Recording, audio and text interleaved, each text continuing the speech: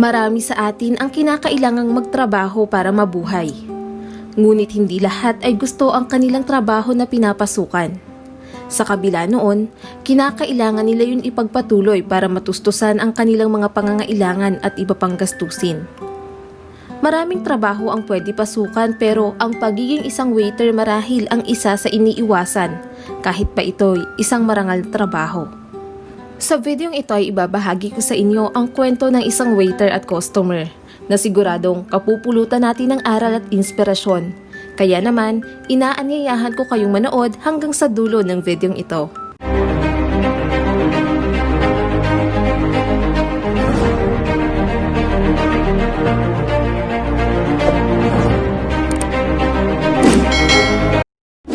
Ang pagiging isang waiter o waitress ay isang mahirap na trabaho. Bukod sa nakatayo ng matagal ay kailangan pa nilang pakisamahan ang mga bastos na customer.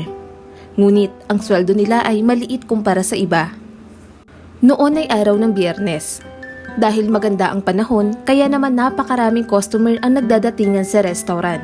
Ngunit iisa lamang ang waiter na naroon para asikasuhin ang lahat ng order at iba pang pangangailangan ng bawat customer.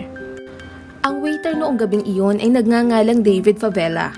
31 taong gulang at naninirahan sa Roseville, California. Pamilyado na siya. Sa katunayan ay mayroon na siyang 3 anak. At noong mga panahong iyon ay nagdadalang tao pa ang kanyang asawa. Kaya talagang doble kayod ang kanyang ginagawa para matustusan ang kanilang mga pangangailangan. Bukod sa pagiging waiter sa House of Oliver Wine Bar ay mayroon pa siyang isang trabaho. Hindi naman ganoon kalaki ang kanyang kita sa restaurant kaya kinailangan niya pang maghanap ng isang trabaho. Masipag si David. Ginagawa niya ang lahat sa abot ng kanyang makakaya upang magampanan ang kanyang trabaho. Subalit, noong gabing iyon ay mukhang napakarami talaga ng customer. Napansin rin ito ng isa sa kanila at sinabi na baka naman pwedeng may tumulong sa kanya. Kitang-kita rin kasi sa mukha ni David ang pagod. Di na rin siya magkanda ugaga sa dami ng orders. Halos sunod-sunod rin ang pagdating ng mga customers. Si David ay isang bartender sa nasabing restaurant. Ngunit dahil sa dami ng customer at kakulangan nila ng mga waiter kaya napilitan siyang gawin iyon.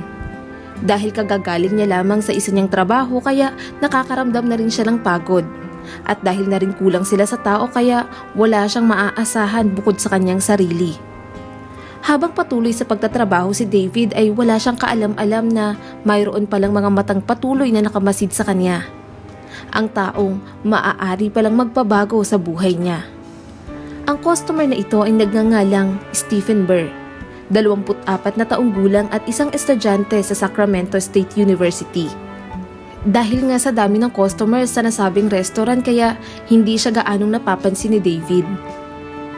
Maraming taon na mula nang magtrabaho si David sa restaurant at masasabing hindi lahat ng araw ay naging maayos. Tulad ng karamihan, hindi niya pinangarap maging isang waiter, pero kailangan niya itong gawin para matustusan ang mga pangangailangan ng kanyang pamilya. Alam niya rin ang ugali ng ibang customer kaya talagang pinagbubutihan niya ang kanyang trabaho upang hindi siya makarinig ng hindi maganda o kaya naman ay mapahiya. Akin ngang nabanggit kanina na mababa lamang ang kanilang sweldo, kaya naman umaasa na lang sila sa tip para mabuhay ng maayos. Ang pagbibigay ng tip ay isa lamang sa maraming kultura sa Amerika. Kaya naman, halos lahat ng waiter, waitress at bartenders ay umaasa sa tip ng kanilang mga customer, at isa sa kanila si David. Hindi naman lahat ng customer ay nagbibigay ng tip. Isa pa, binibigay nila ito depende kung nasiyan sila sa serbisyo ng waiter. Kaya naman, nag-iisip rin si David kung nagagawa niya ba ng tama ang kanyang trabaho sa bawat isa sa kanila. Pinipilit niya ring ngumiti at makipag-usap ng maayos kahit pa pagod na siya. Ang mga customer naman ay abala sa pagkakwentuhan habang kumakain. Samantalang si Stephen, tinitingnan ang bawat kilos ni David. Makalipas ang ilang oras ay unti-unti na nag-aalisa ng mga customer. Kaya naman, tinawag ni Stephen si David upang malaman kung magkano ang kanyang babayaran. Kaagad naman itong tiningnan ni David at ibinigay ito kay Stephen. Pagkaabot noon ay kaagad itong umalis para asikasuhin naman ng iba pang customer. Subalit nang bumalik siya sa mesa na inuupuan ni Stephen ay nadiskubre niya na wala na ito roon, maging ang kanyang mga kasamahan. Kadalasan, ang mga customer ay nagbabayad gamit ang credit card, kaya kailangan niya dalhin ng card machine. Yung iba naman ay nagbabayad ng cash pero nag-aantay ng sukli ang mga ito. Subalit sa kaso ni Stephen ay kakaiba dahil nagbayad ito gamit ang tseke. May kalakihan rin ang bill ng mga ito kaya marahil ay tseke ang binayad nila. Subalit nang tingnan niyang mabuti ang tseke ay nanlaki ang kanyang mga mata nang makita kung magkano ang nakalagay doon. Noong una ay inisip niya na baka nagkamali lamang ang customer hanggang sa mabasa niya ang note na nakasulat doon. Ang bill ni Stephen ay nagkakahalaga ng $191.35 o kung sa pera natin ay mahigit 9,000 pesos. At ganoon rin ang halaga ng kanyang tip kay David. Hindi makapaniwala si David sa laki ng tip na iniwan nito para sa kanya.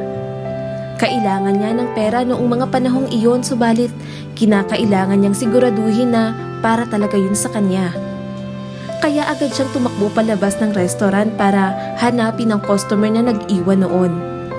Mabuti na lamang at hindi pa ito gaanong nakakalayo kaya nahabol niya pa ito. Nagpasalamat siya sa tip na iniwan nito at tinanong niya kung talaga bang para iyon sa kanya at tama ba ang nakasulat doon. Nakangiti naman itong sumagot na hindi siya nagkamali sa kanyang isinulat. Sa kanilang pag-uusap ay sinabi nito kay David na nagtrabaho rin daw siya noon bilang isang waiter kaya alam niya ang hirap na nararanasan ni David. Lalo na at mag-isa lamang itong nagsisilbi sa napakaraming customer noong gabing iyon. Hindi nila kilala ang isa't isa, pero natuwa siya sa ipinakitang kasipagan at dedikasyon ni David sa kanyang trabaho. Sa kabila raw ng pagod nito ay nanatili lamang itong kalmado at nakangiti sa bawat customer, kaya gusto niyang bigyan ng tip si David dahil humanga siya rito. Sinabi rin ni Stephen na naroon siya sa restaurant kasama ang kanyang mga kaibigan upang ipagdiwang ang nalalapit nilang graduation. Noong mga nakaraang taon ay talagang nagpakahirap siya magtrabaho bilang isang waiter upang matustusan ang kanyang pag-aaral at sa tingin niya ayun naman ang kanyang pagkakataon upang makatulong sa iba. Matapos ang kanilang naging usapan ay umuwi na si Stephen. Si David naman ay ipinagpatuloy ang kanyang pagtatrabaho. Subalit bago matapos ang gabing iyon, ibinahagi ni David sa kanyang social media account ang ginawang kabutihan ni Stephen. Nagpasalamat rin siya dito dahil ipinaramdam nito sa kanya na maayos niyang nagampanan ang kanyang trabaho. Malaking tulong rin daw ang perang yon para sa kanyang pamilya. Natuwa rin ang mga netizen sa kabutihang ginawa ni Stephen at sa dedikasyon na ipinakita ni David sa kanyang trabaho. May mga tao na nagbibigay ng tulong sa iba dahil may kapalit ito, tulad na lamang ng upang gumanda ang kanilang imahe sa publiko. May mga kumpanya rin na tumutulong para purihin sila ng mga tao at angkilikin ang kanilang mga produkto. Pero ang pagtulong ni Stephen ay dala lamang ng kanyang kabaitan at hindi siya naghihintay ng anumang kapalit. Sa kwentong ito ay masasabi kong huwag tayong sumuko anuman ang pagsubok na kinakaharap natin. Tulad na lamang ng ginawa ni David. Kahit pagod na siya at nag-iisa ay patuloy niyang ginawa ang kanyang trabaho ng kalmado at nakangiti sa bawat customer. Ginawa niya ito dahil para sa kanya ay iyon ang kanyang trabaho at hindi niya akalain na makakatanggap siya ng ganoon kalaking tip noong gabing iyon. Basta wag lang tayong mawala ng tiwala dahil siguradong magiging maayos rin ang lahat. Maraming salamat sa panonood. Huwag kalimutang i-like and subscribe at pindutin na rin ang notification bell para updated ka sa mga susunod naming video.